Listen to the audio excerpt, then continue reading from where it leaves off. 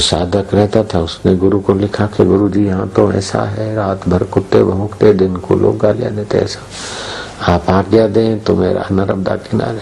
बोले नहीं, वहीं रहो, कुत्ते भौंकते तो सोचा करो ओम ओम बोलते।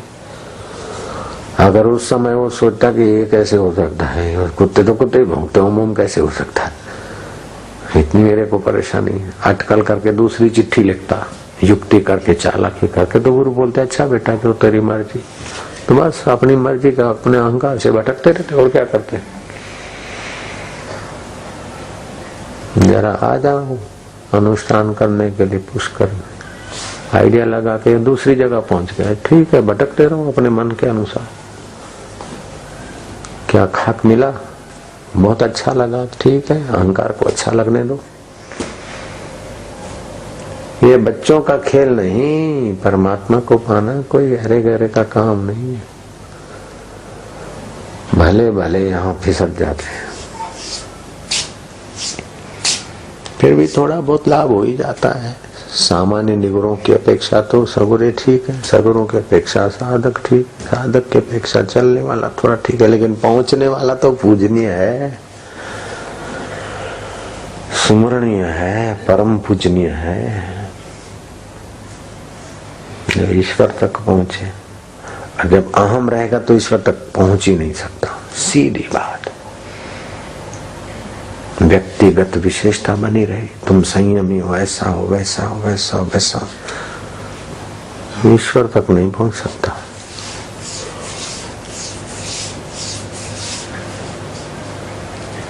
कुछ न कुछ बना रहना चाहता है ना अहम, ईश्वर तक नहीं पहुंच सकता। बीज भी रहे और वृक्ष भी हो जाए नहीं होता, बूंद भी रहे और सागर हो जाए नहीं होता, लहर भी बनी रहे और सागर भी हो जाए संभव ही नहीं भैया। इसके लिए तड़फ हो, जितनी तड़फ हो ईश्वर प्राप्ति की, उतना ही अहम मिटाने को राजी हो जाएगा। और ईश्वर प्राप्ति की तड़फ नहीं है तो हम मिटाने वाले को ही मिटा देगा। बड़ा आया हमारा हम मिटा, ऐसा गुरु नहीं चाहिए हमको। घर में ही बैठ के भजन करेंगे, हरिओम हरिओम। बापू जी का फोटो रखते हैं बस, इसीलिए मूर्ति में तो आस्था हो जाती है, मूर्ति में तो श्रद्धा टिकी रहेगी, क्योंकि मूर्ति तो अहंकार मिटाएगी नहीं बेचारी, जैसे भी करते हो मथा टेकते जाओ। लेकिन जो साक्षात जिनके हृदय में परमात्मा प्रकट हुआ वो तो अहंकार पर घाव करेंगे, इसलिए उधर जाने में डर लगता है। जागृत मंदिर के पास जाने में अथवा दिल खोलने में डर लगता। मूर्ति के आगे तो बोल दो मैं कामी, मैं क्रोधी, मैं लोभी, मैं अहंकारी, मैं पापी, जैसा तैसा हूँ, तेरा हूँ। ऐसा लोग भगवान के आगे करके जाते हैं। बाहर कोई कह दे आए कामी, क्रोधी, पापी, अहंकारी, इधर आओ, फिर देखो उसकी क्या खबर होती।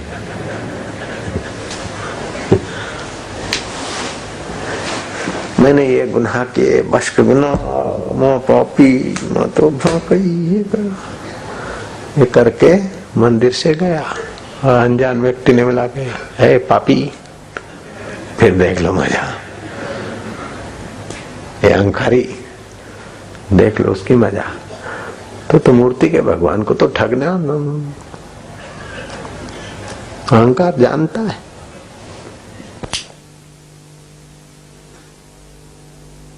हयात भगवान को भी ठग लेता है। भगवान गुरु के आगे साईं में तो कुछ नहीं, साईं में तो कुछ नहीं, मैं कुछ नहीं, ये कह के भी कुछ होने को ही तो इंप्रेशन डाल रहा है। बड़ा विलक्षण खिलाड़ी है। फिर भी डरने की जरूरत नहीं है, बस उस ईश्वर को पाने की प्यास बढ़ जाए। सावधान रहे, अहम को सजाने के रास्ते ना लगे। और ऐसा होता है कि थोड़ा बहुत त्याग तपस्या हुआ, थोड़ा उपदेश करने की अटकल आ गई तो अहम सजना चालू हो जाएगा। फिर ईश्वर ईश्वर की जगह पे रहे, गुरु गुरु की जगह पे रहे, मेरा प्रोग्राम बढ़िया होना चाहिए। ये अहंकार ने उसकी गर्दन पकड़ ली। वो तो अहंकार के हाथ में अच्छी तरह से आ गई उसकी चोटी। फिर उसकी श्रद्धा हो और गुरु की कृपा हो तो अहंकार के हाथ से चोटी छुड़ा दे तब तो रक्षा करे, नहीं तो गया वो तो गया, वापस नहीं लौट सकता ईश्वर के तरफ। वाहवाही का भोक्ता बन गया, फिर क्या ईश्वर चाहेगा? वो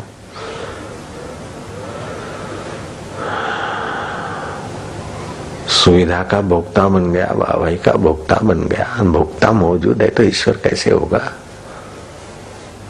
ब्रह्म कैसे बनेगा?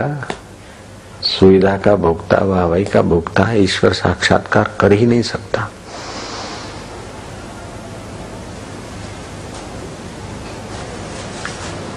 वाहवाही सुख संसार में क्या रखा है? हे राम जी, दुख देखना है तो संसार में जाओ। संसारी बेचारे बहुत दुखी हैं, पचते रहते। जरा सी वाहवाही भी हमें धोखे में तो डालती है, जरा सा सुख भी धोखे में तो डालता है। वाहवाही होती मरने वाले शरीर की, सुविधा मिलती है इंद्रियों को। आपको क्या मिला?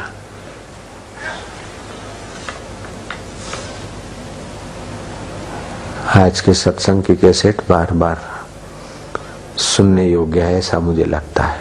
नारायण नारायण नारायण।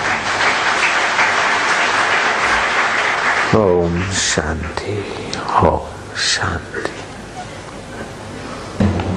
वैसा क्षीर समुद्र से भी नहीं मिलता है, वह जो देवताओं की सेवा से भी नहीं मिलता है, जिसका आदि अंत नहीं और जो अनंत और अमृत सार है, ऐसा अमृत आदि नहीं, अंत नहीं और अमृत का सार है, ऐसा सुख स्वरूप परमात्मा का ज्ञान और शांति, माधुर्य और मस्ती।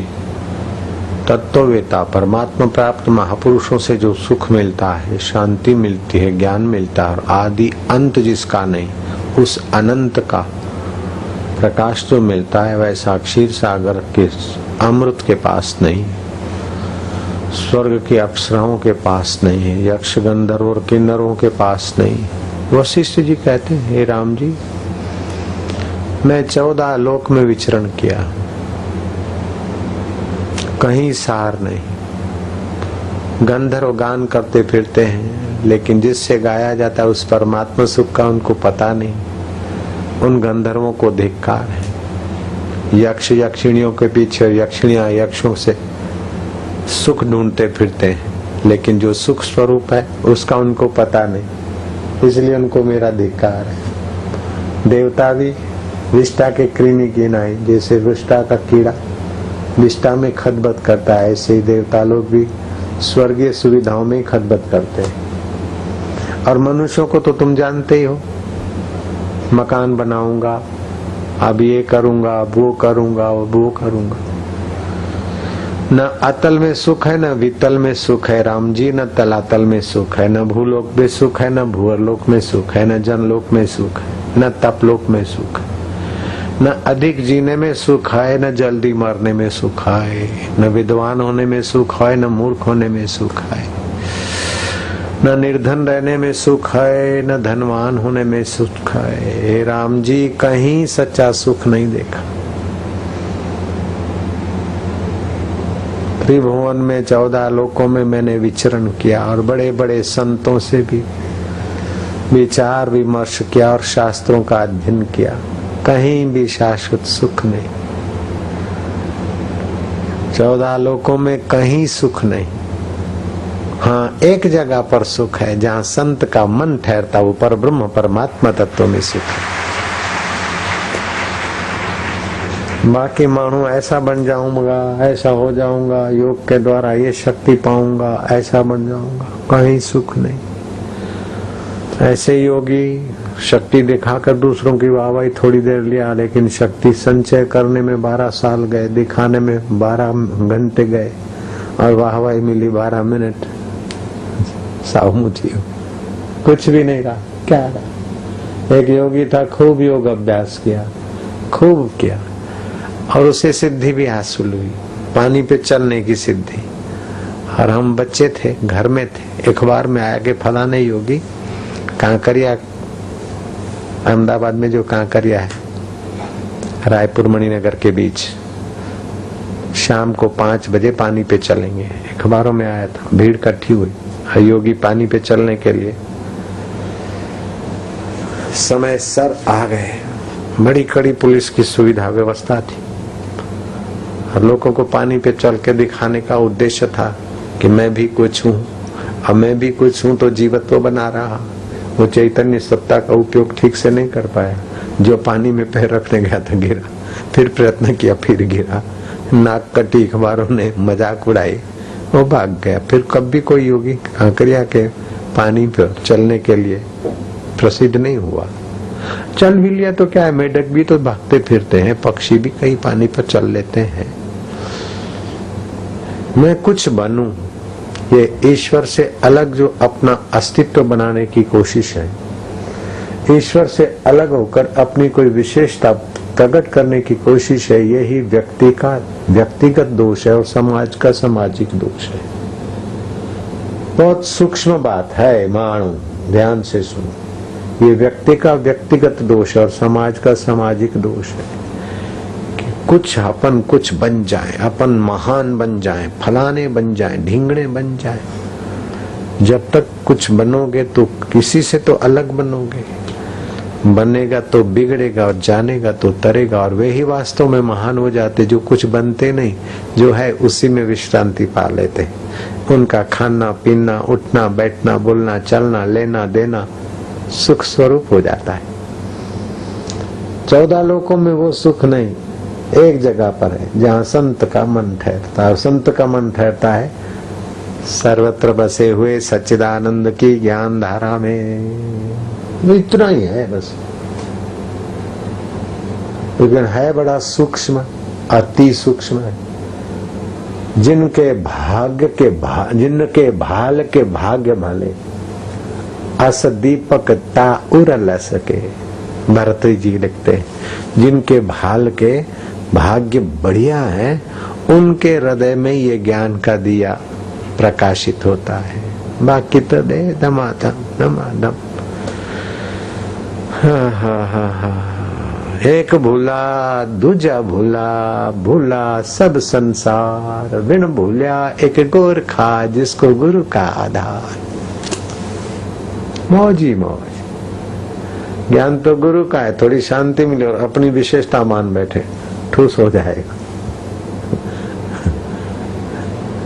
दूसरों को अज्ञानी और अपने को ज्ञानी मानेगा, ठूस हो जाएगा। अभी ज्ञान हुआ नहीं। ज्ञान तो सुना है, ज्ञान तो हुआ, लेकिन ज्ञान स्थिति नहीं हुई, व्यवहार में नहीं आया। के लिए प्रयत्न होता है। हाँ, बहुत ऊंची बात है। ये सुनने मात्र से कई गौदान करने का फल होता है। ऐसा आप सत्संग सुनने, राम जी जैसा शरीर नहीं, राम जी जैसी सच्चाई नहीं और राम जी जैसा अयोध्या का राज्य आपके पास नहीं है, लेकिन राम जी के गुरु जी जो राम जी को सुना रहे हैं, वही आज तुमको सुनने का सौभाग्य मिल रहा है। ये भी ऊंची बात है। हाँ, तो वशिष्ठ जी कह रहे हैं राम जी को, हे राम जी, जिसके हृदय से सब अर्थों की आस्था नष्ट हुई है। क्या बात है, सब अर्थों की आस्था, सारे जो जगत के शब्द अर्थ हैं उनकी आस्था जिनके हृदय से चली गई। हाँ करेंगे, लेकिन अंदर से समझते सब सपना है, सब खेल है। बहुत ऊंची स्थिति है। जो जो समय बीतता है त्यों त्यों लगता है कि हाँ, पहले जो जानते थे मानते थे वो अभी कुछ नहीं, अभी कुछ नहीं, अभी कुछ नहीं। घर छोड़ते समय जो जानते थे मानते थे अपने को इतना, फिर 1-2 साल के बाद लगा कि भी कुछ नहीं, फिर लगा ये भी कुछ नहीं।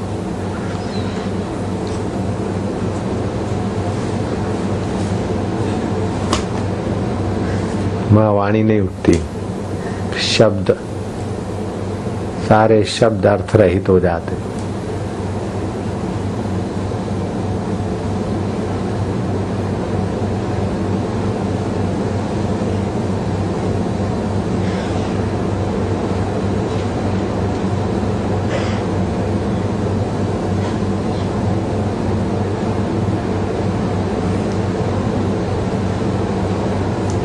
राम जी, जिसके हृदय से सब अर्थों की आस्था नष्ट हुई है, वह मुक्त और उत्तम उदारचित्त पुरुष मुक्ति रूप परमेश्वर हो जाता है।